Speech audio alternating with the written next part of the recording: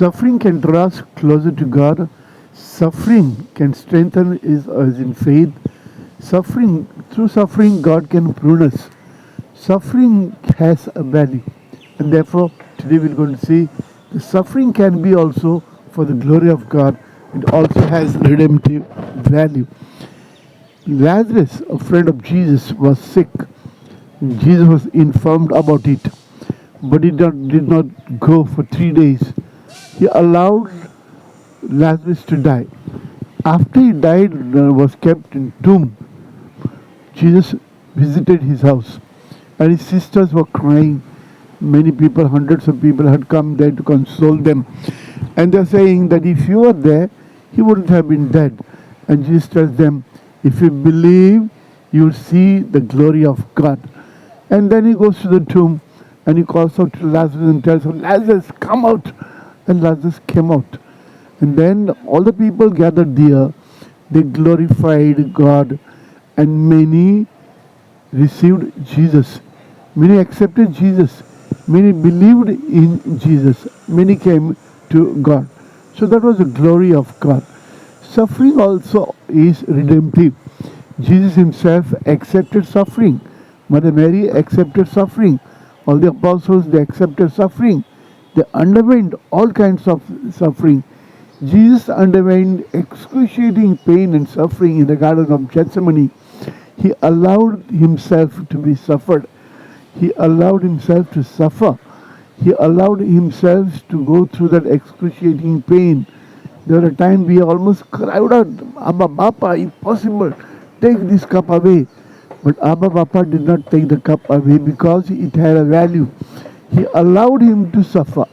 Abba Bapa allowed him to suffer because of his love for mankind. Jesus allowed himself to suffer because of his love for mankind and also his obedience to the Father. So in obedience, Jesus accepts suffering. He accepts suffering because he knew that it had redemptive value. Only suffering could bring salvation. Only suffering could save the world. With Adam's sin, heaven was closed. With Adam's sin, suffering and sickness and death enter into the world. And since suffering came through one man, suffering has to be destroyed through another man, who was Jesus, whom we call him Savior. Now Jesus accepted all kinds of suffering. He sweated out blood in the Garden of Gethsemane. He allowed himself to be arrested. He allowed himself to be scourged. He allowed himself to be pierced. He allowed himself to be nailed to the cross. And ultimately, he in fact cried out, Our Father, why have you forsaken me? He experienced total abandonment on the cross. That Abba Father had almost abandoned him. But at the other moment, the next moment he said, into your hands I come in my spirit. Father, forgive them. They know not what they are doing.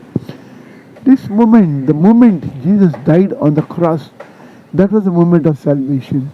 Heaven was opened. The moment Jesus shed his blood on the cross, Jesus shed his blood on the cross. Jesus was crushed on the cross. What was crushed on the cross? It is not Jesus was crushed. It was all the sin of the whole world. All the pain and suffering of the whole world.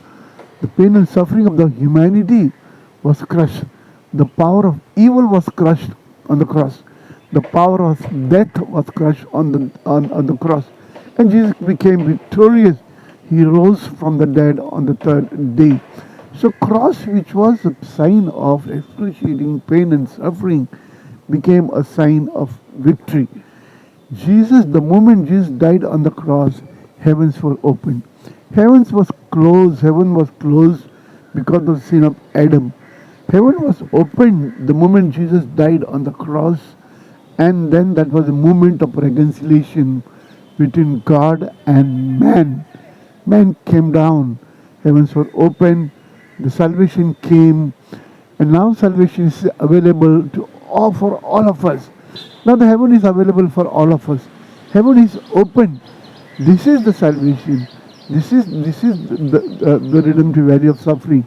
It's only because Jesus suffered and died on the cross, heavens were opened. So because of his love for humanity and his obedience to God the Father, Jesus sacrificed his life, and his sacrifice, because of his suffering and sacrifice, heavens were opened. That is salvation. Salvation is made available to the whole humanity for generations to come. Salvation is available for all of us, and therefore suffering has redemptive value. My dear brothers and sisters, after Jesus died on the cross, afterwards, many people, hundreds and millions of people, they were ready to give their life. They were ready to shed their blood. Therefore, all the apostles except John, they were martyred. Some of them were beheaded, some of them were hacked to death, some of them were roasted alive, some of them were crucified, some of them were pierced to death. But they were not afraid because they knew that through Good Friday they can only enter into the glory of Easter. Through suffering, they have direct entry into heaven.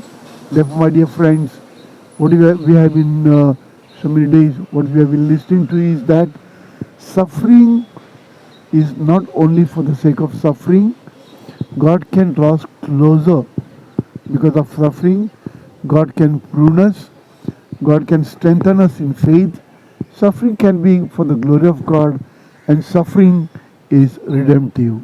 God bless you, one and all.